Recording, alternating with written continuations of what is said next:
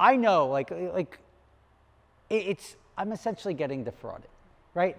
There's no way around it.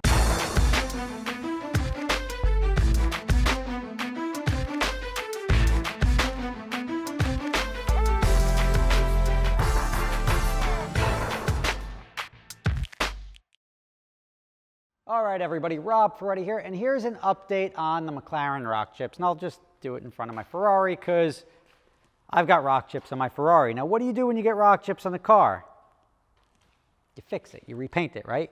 And even this bumper, it's got a little bit of bruising down here. This bumper, perfectly fine. Like, it doesn't have to be replaced. You spend the money, you refinish it, and it's good. Fast forward to the McLaren rock chips. We've got some developments on this because remember I told you that the guy said he fixed the car, and I was like, all right, well, if you fix the car, I can't really do anything. We're gonna have to pay for the parts, right? But in the absence of that, if I'm paying for the parts, I'm gonna go get the old parts, I'm gonna fix them, and I'm gonna sell them and get some of my money back. Gave me the number for the body shop. I called the body shop. They're like, oh yeah, we didn't fix that car yet. Okay, well, thanks for that. So, okay. So the car's not fixed. And I'm like, all right, so the car's not fixed. Then I get a message from Lucky Lopez, who also happens to have a YouTube channel and also just rented the same car. And guess what? It's looking much different.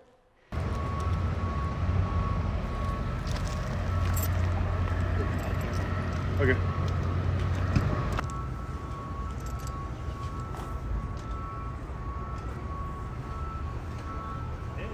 Not a lot of tread on the tires.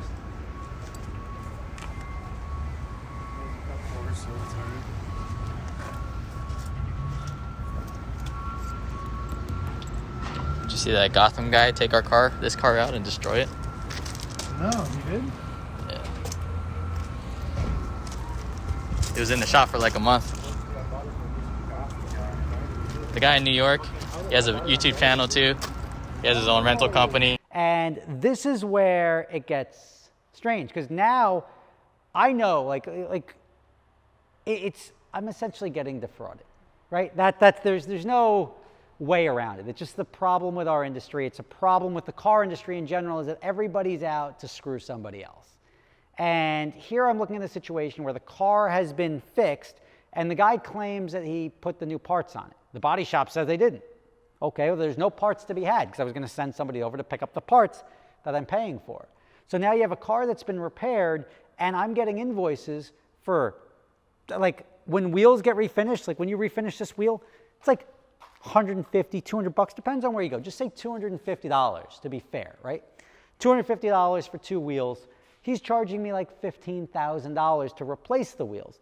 Now, why would you replace a wheel? Well, if there's a bend, if there's something, that car, after the wheels were curbed, drove perfectly straight. I went fast. I went, like, you'll normally notice a vibration between 60 and 80 miles an hour. No vibration, even up to speeds double that.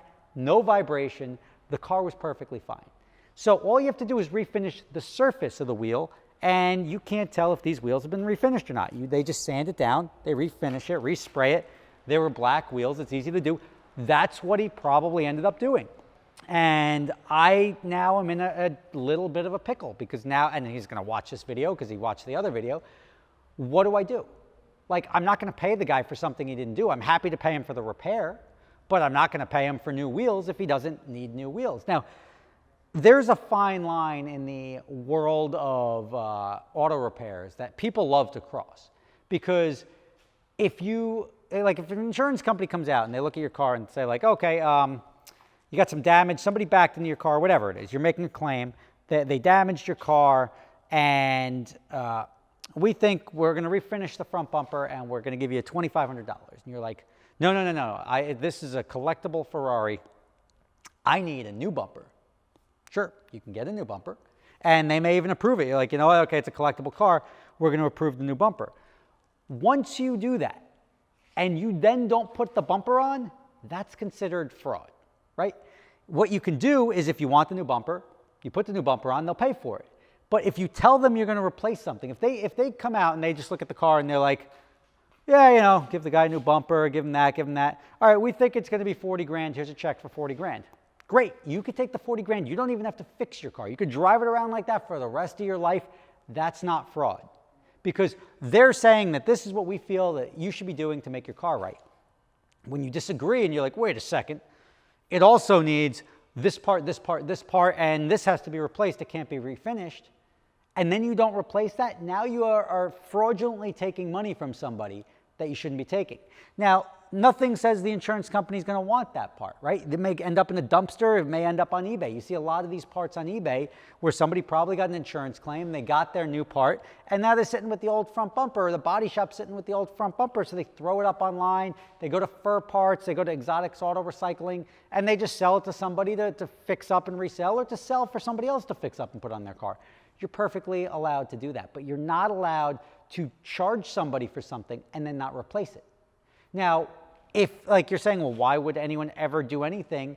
Why wouldn't, if somebody's going to pay them for a new bumper, why wouldn't they just fix it? You've got the right to do that. If you want to, if the insurance company on their own says they want to just give you a new bumper, and you decide, as I said, to just have the car worthless, you just never want to fix it. I'm going to drive around with the bumper hanging off for the rest of my life, and then I'm going to sell it. You're not going to get the same money. You're happier to get the value of that money for the part than you are to fix the car. When it comes time to sell it, you're going to have to realize that loss in the value of the car when you go to sell it. Here is a situation where this guy rented the car, and it's like, if you're telling me that you put a new front bumper on, and you got all these parts, you got like $60,000 or $70,000 in parts that this guy claimed to have put on the car, which he didn't put on the car, which he's trying to get money for. That's no go. And like even a lot of people pointed out, and I'm trying to fix my Lamborghini right now that's been down for months. Getting the parts is very difficult. This guy magically, when I said I'll just buy the car off you and I'll fix it myself and sell it because I'm not agreeing with a $100,000 estimate for rock chips, this guy magically just said, oh, sorry, we already fixed the car. You don't have a choice. And now I don't really have a choice. But who lays out $100,000 for a rock chip repair, and two, he can't get the parts. McLaren doesn't even have this stuff lying around. So like this guy magically was able to work a connection through McLaren somewhere. Anything that happens from this point in time may end up in a lawsuit, because if this guy tries to push for these parts, there's no way, like he's got no proof that the parts have been purchased, because they probably, I'm 99% sure, have not been purchased, and they are not on the car now. And you're running into a situation where like you can't just push for stuff like that. You can't say like, you know what? I got a hood scratch. I want a new hood. You know what? Not even a new hood. I just want a new front end. I want just give me a new car. My car's scratched. You can't do that. You have a right to repair your car. And especially if there's something structurally damaged. But like rock chips aren't structural damage. And even with the carbon fiber, where the guy said that you can't repair the carbon fiber, I'm pretty sure, and you guys can mention it in the comments, that there's ways to repair carbon fiber. You probably just sand it down, clear it over, and throw a new sticker on it. And that costs a heck of a lot less than $60,000 in replacing the entire front clip of the car in carbon fiber. So I'll keep you in the loop as to where this goes. I'm sure he's going to reach out to me in the next, probably by the time this gets posted, and bring up the video to me. But I feel this stinks. I mean, I got people following up from all over the world about this. Like, they're like, hey, what's going on with that McLaren thing? Because that's really... it's a little sketchy. And you're right, it is sketchy. It smelled from the beginning.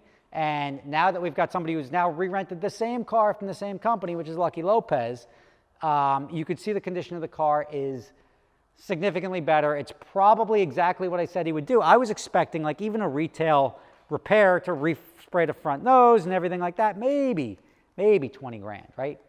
To respray, to put the new windshield on, to whatever he had to do. And whether or not the windshield even had to be replaced, there was a rock chip in the window, which this one just had. And I just found out, and I filled it. And I don't even know where it is anymore because it's filled. Maybe it was here? I don't know.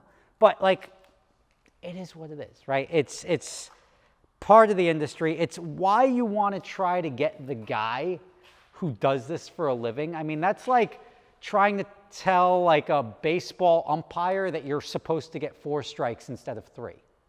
Guy's an umpire. He does this for a living. What are you going to try to tell him? No, you're just reading the rule book wrong, or like this is just how it works. You can't fool the experts. I mean, I'm legitimately an expert in the field. I've been doing this for 20 years.